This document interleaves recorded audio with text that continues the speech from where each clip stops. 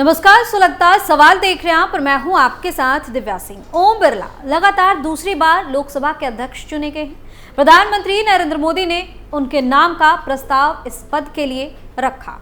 NDA में शामिल सभी घटक दलों ने उनके नाम का समर्थन किया। इसके बाद ध्वनि मत से उन्हें इस पद के लिए चुन लिया गया।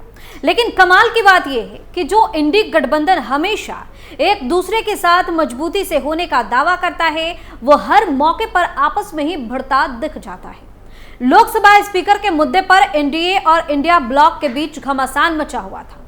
एनडीए ने ओम बिरला को फिर से स्पीकर पद के लिए उम्मीदवार बनाने की घोषणा की। इसके जवाब में कांग्रेस ने सांसद के सुरेश को उम्मीदवार बनाया, लेकिन कांग्रेस के उम्मीदवार को लेकर इंडिया ब्लॉक में ही खटपट मच गई और सबसे ज्यादा बगावती तेवर ममता बनर्जी ने दिखाए।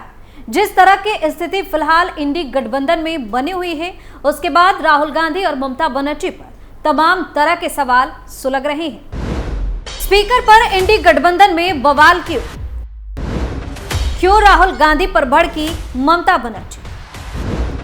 शरद पवार ने भी क्यों साध ली चुप्पी? क्या इंडिया को मिलेगा ममता का साथ? इन सवालों ने सियासी पारा हाई कर दिया है और कांग्रेस की टेंशन बढ़ा दी है। जिस तरह से ममता बनर्जी ने समय समय पर अपने तेवर दिखाए हैं, उससे तो विपक्ष की तमाम पार्टियां अवगत है। लेकिन इस बार स्पीकर को लेकर जो ममता ने रुख अपनाया, वो साबित करता है कि कांग्रेस के किसी भी फैसले में ममता उनके ऐसे ही साथ नहीं आने वाली। ममता को फुल अटेंशन चाहिए, लेकिन यहीं पर बार बार कांग्रेस की तरफ से गलती हो जाती है।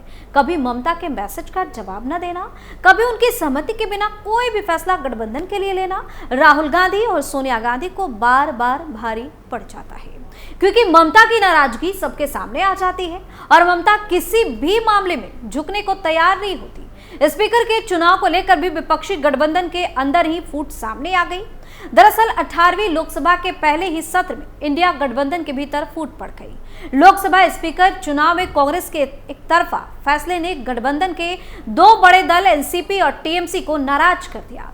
ममता बनर्जी की पार्टी ने तो नाराजगी का खुलकर इजहार भी कर दिया है। टीएमसी ने लोकसभा स्पीकर पद के प्रत्याशी के सुरेश को कांग्रेस का उम्मीदवार बताया।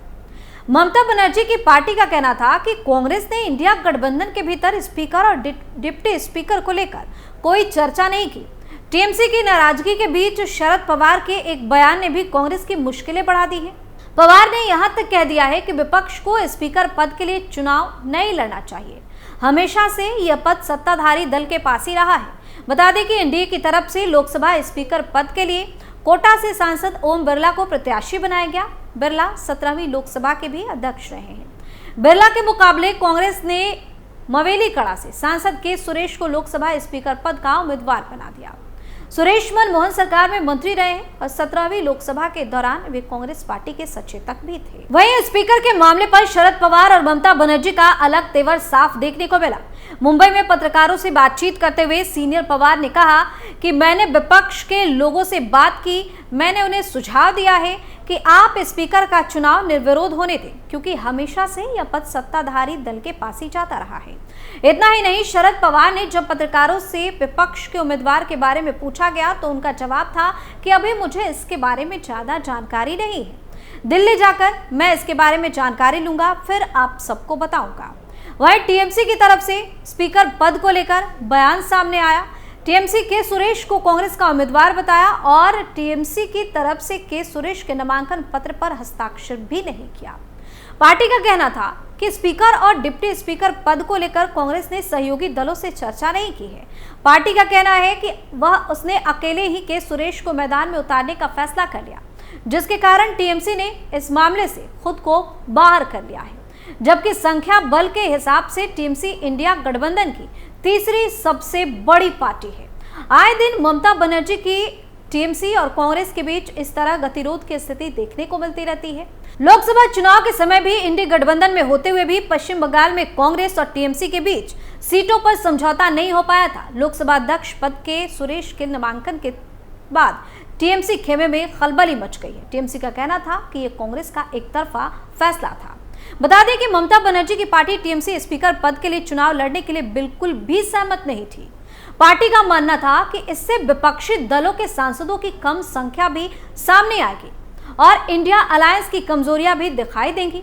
खबर यह भी सामने आई कि सिर्फ इंडिया अलायंस ही नहीं था जो टीएमसी का समर्थन लेने की कोशिश में लगा हुआ था, एनडीए ने भी ममता से संपर्क किया था। सूत्रों ने बताया कि रक्षा मंत्री राजनाथ सिंह ने ममता बनर्जी को फोन किया और उनसे इस मुद्दे पर चर्चा की। टीएमसी के एक नेता ने कहा कि दोनों ने स्पीकर के मुद्दे पर ही बातचीत की थी। वहीं कांग्रेस के टीएमसी की मुखिया को फोन करने के मामले पर टीएमसी के नेता ने कहा कि कल सुबह 11:50 पर आसपास कॉल आया। उन्होंने कहा कि यह बहुत ही कम टाइम की जानकारी है। अगर आप मुझे अपनी बेटी की शादी में आमंत्रित करना चाहते हैं तो आप शादी की सुबह मुझे डिनर पर आने के लिए नहीं बुला सकते। पश्चिम बंगाल के टीएमसी नेताओं ने कांग्रेस के इस एकतरफा फैसले की आलोचना की और कहा कि पार्टी के चीफ ममता बनर्जी काफी नाराज हैं। सीएम के एक करीबी सूत्र ने कहा कि वह हैरान है और उन्हें उम्मीद थी कि विपक्षी दल उनसे इस नामों पर चर्चा करेंगे, लेकिन ऐसा नहीं हुआ, जिसके बाद ममता बनर्जी भड़की हुई हैं। एक पार्टी नेता ने कहा कि दूसरे गठबंधन के सहयोगी भी उम्मीदवारों के नाम सामने ला सकते थे और चर्चा के आधार पर नाम को फाइनल कर सकते थे। हालांकि सुलह का रास्ता बंद नहीं हो सकता। टीएमसी के राष्ट्रीय महासचिव और सांसद अभिषेक बनर्जी ने संसद भवन में सभी पार्टी सांसदों की बैठक की और सूत्रों ने बताया कि स्पीकर के मुद्दे पर चर्चा भी की गई। ममता के साथ सलाह करने के बाद ही आखिरी फैसला लिया जाएगा। वहीं राहुल ने लोकसभा के अंदर अभिषेक बनर्जी से मुलाकात की। इसमें वे अभिषेक को कुछ समझाते हुए नजर आए। इसके जवाब में अभिषेक ने बिना कुछ कहे सिर हिला दिया। तो जिस तरह से कांग्रेस ने स्पीकर के लिए उम्मीदवार की घोषणा की थी, उसके बाद से इंडी गठबंधन के अंदर ही दरार सामने आ गई और ममता बनर्जी के साथ साथ शरद पवार भी कांग्रेस के इस फैसले से हैरान नजर आए। कैसे ममता पवार पहले भी ले चुके हैं यू टर्न। गौर करने वाली बात यह है कि ममता बनर्जी 2022 में उपराष्ट्रपति पद के लिए उपचुनाव में यू टर्न ले चुकी हैं। इस चुनाव में बीजेपी ने जगदीप धनखड़ को मैदान में उतारा था, जबकि विपक्षी दलों ने मार्गरेट अल्वा को उम्मीदवार बनाया था। अल्वा कांग्रेस की कद्दावर नेता मानी जाती है। टीएमसी ने आखिर वक्त में अल्वा की उम्मीदवारी का विरोध कर दिया। पार्टी का तर्क था कि कांग्रेस ने अल्वा को उम्मीदवार घोषित करते वक्त उससे सहमति नहीं मांगी थी। टीएमसी के समर्थन वापस लेने से कांग्रेस बैकफुट पर आ गई। इस वजह से पार्टी उम्मीदवार अल्वा 200 के आंकड़ों को भी पार नहीं कर पाई। इसी तरह का यू टर्न साल 2017 में शरद पवार भी ले चुके हैं। बीजेपी ने 2017 में रामनाथ कोविंद को जब राष्ट्रपति पद का उम्मीदवार घोषित किया, तब शरद पवार कोविंद के समर्थन में चले गए। शरद के इस फैसले के बाद कांग्रेस ने उन्हें मनाने की भी भरपूर कोशिश की थी। वहीं कांग्रेस की कोशिशों को देखते हुए सीनियर पवार ने खुलकर कोविंद का समर्थन नहीं किया, लेकिन उन पर अपने विधायकों और सांसदों से क्रॉस वोटिंग कराने का आरोप जरूर लगा। फिलहाल जिस तरह की स्थिति इंडी गठबंधन के अंदर दिख रही है, उसके बाद तो कुछ भी कहना मुश्किल है। खासकर ममता बनर्जी और कांग्रेस के बीच सब कुछ ठीक नहीं दिख रहा है और अंदेशा ये भी जताया जा रहा है कि अब ज्यादा दिन तक ममता बनर्जी इस गठबंधन का हिस्सा नहीं रह सकती और आगे इंडिया अलायंस को ममता का साथ मिलना बहुत मुश्किल है, क्योंकि ये कोई पहली बार नहीं है जब गठबंधन में फूट देखने को मिली।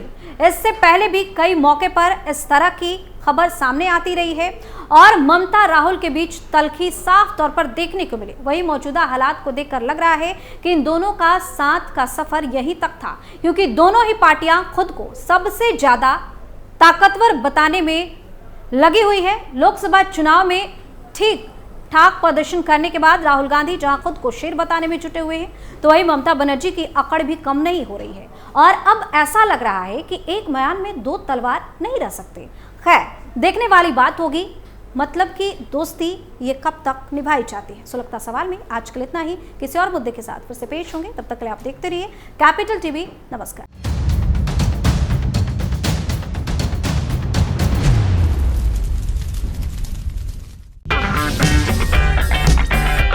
अगर आपको हमारा वीडियो पसंद आया हो तो इसे लाइक करें, हमारे चैनल को सब्सक्राइब करें और हाँ, बेल आइकन दबाना ना भूलें ताकि आप तक हमारे वीडियो की नोटिफिकेशन पहुंचती रहे। आप अपना सुझाव हमें कमेंट बॉक्स में दे सकते हैं। हमारे साथ जुड़ने के लिए शुक्रिया।